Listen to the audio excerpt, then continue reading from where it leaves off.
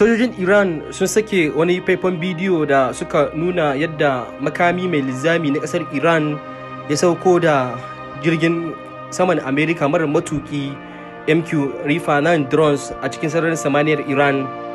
Wannan ya biyo bayan da sojojin Iran suka saki faifan bidiyon da suka bayyana cewa ya sauko da jirage marar matukan kasar Amerika da suka tsallako cikin kasar Iran. Kasar Amerika ta kai hari wa Iran bayan da sun yi amfani da jirage marar matuka domin su ga tafowar jiragen marar matukan kasar Amerika.